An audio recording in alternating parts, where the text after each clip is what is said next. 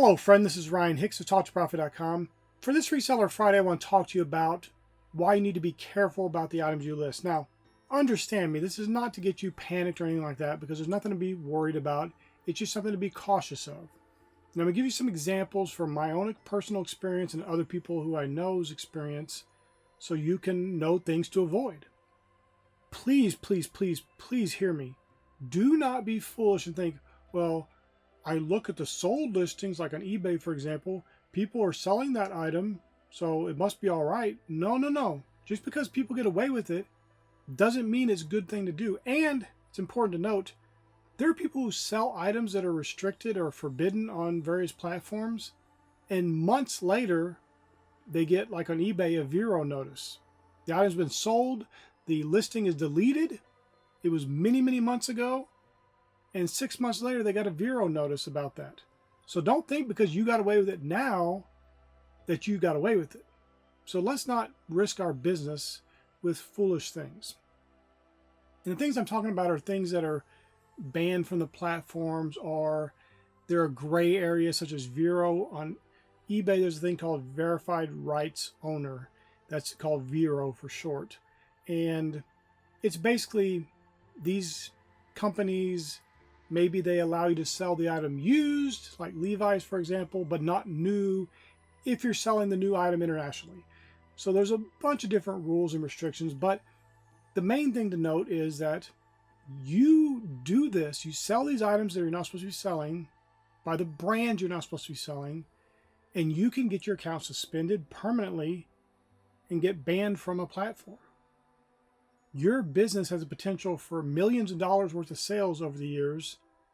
It's not worth it to make that $20 or $30 or $1,000, doesn't matter what it is. It's not worth it to lose that account. So be careful. And if you want a list, I have a list of just VeROs that I know of offhand and things that I've experienced personally. I'll give you an example. I bought it was like some sort of tape machine for reading Braille. And it had a Library of Congress badge on it, like built into it, molded into the plastic. I didn't think anything of it. I just thought, oh wow, that's interesting. I thought that it was branded with the Library of Congress, like some sort of partnership deal. I should have looked into it, but I didn't. And I listed the item. Now here's the important thing to know if you're a Christian. My gut feeling was not to buy the item, but I looked it up. I saw people had sold the item, sold it for good money too.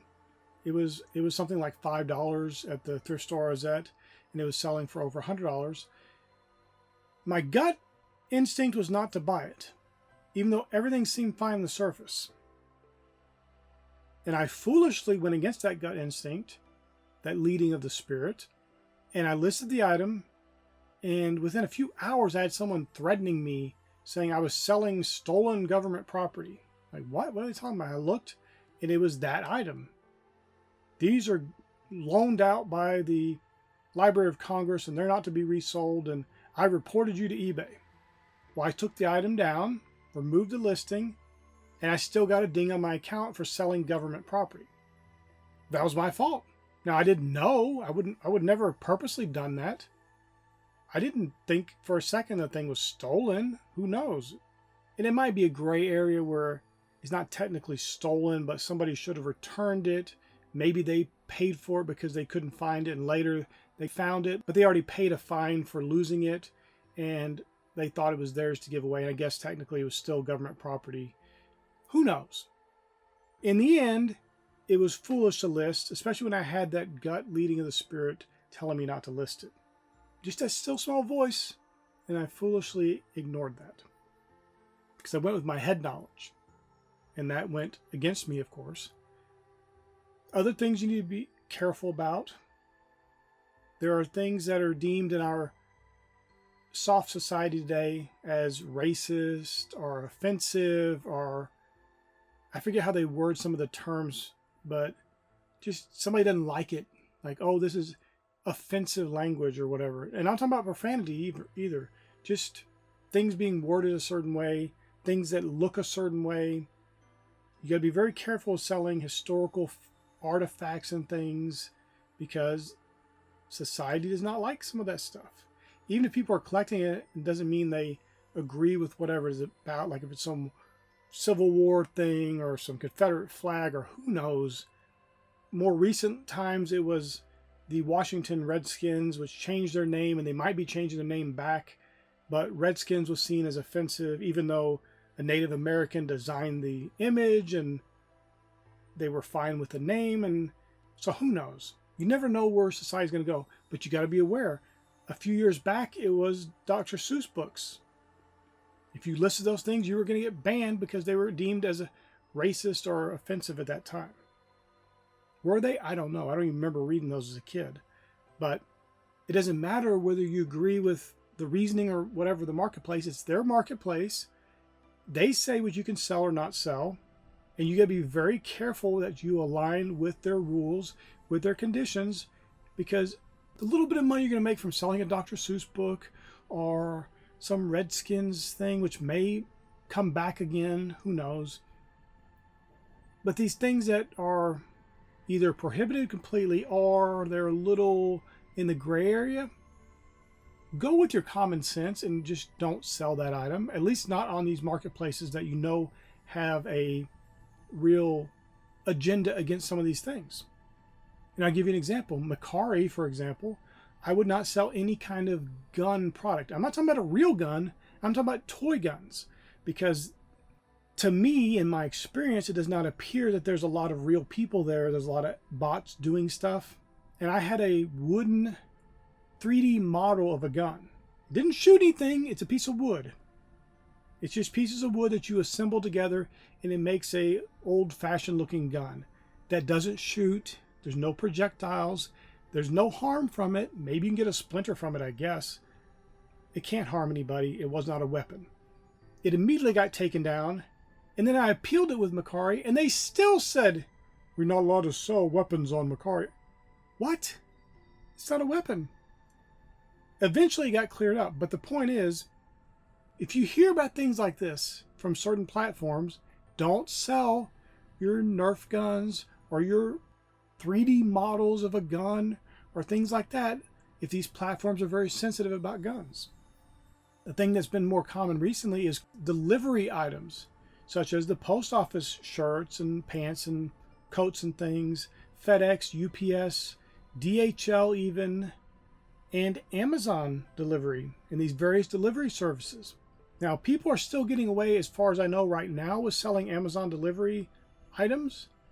But I would expect the Amazon things to be prohibited eventually because people will go online, buy a used Amazon outfit or something, and then pretend they're delivering stuff, either stealing packages or there's been people robbed houses using various delivery services, outfits. Obviously, something more obvious, you can't sell police outfits. Security is a little more vague, but some of those security platforms will go against you. I had somebody contact me when I had a local security company shirt for sale, and somebody contacted me, there was another seller, and said, "Hey, be careful with this. I just got 2 of these removed because of a VeRO." Okay, thank you. Mine had already sold, but it was one of those things where even after it sells, it doesn't mean you can't get a VeRO strike, because it happens way after you sold an item. So you got to be careful. And so what I started doing is those items, which I'd sold many of them in the past, when they started coming up in inventory, we tossed them aside, did not list them, because those are potentially damaging to my account, and I'm not going to risk my account for $20 or $30. I'm not going to risk my account for any money. I'm not trying to break the terms of any of these sites. I'm trying to do the right thing, and it's just an ever-changing book of rules that sometimes are vague, and sometimes purposely vague. That way they have a little more wiggle room on whether they're going to suspend somebody or not. But here's the thing. Most of these platforms are not trying to suspend people. They're not trying to cause you any problems. They're trying to have this delicate balance between the brand owners and the sellers and the customers. They don't want fakes on their platform. Some brands are very particular. They don't want their items on the platform at all. And the platform, the marketplace, is in the middle trying to make everybody happy. And it doesn't always work out in the seller's favor. It doesn't always work out in the brand's favor, but it's a pretty decent medium. Everybody's trying to work out, but you just have to learn the rules and be careful with what you list and be cognizant of things. I would encourage you to be involved with groups and or mentorships or anything dealing with reselling, because you will hear about things. Okay, this person got an issue with Peloton selling Peloton shirts. Would you have known that otherwise? Well, now you do. And if you hear about people having issues, maybe you stop selling that shirt or that item on that particular platform. If you hear about other platforms having issues, like I mentioned about Macari, maybe you don't sell any kind of toy gun related item on that platform because their bots are very sensitive and it doesn't seem like there's people looking into it when it's obviously not breaking their terms.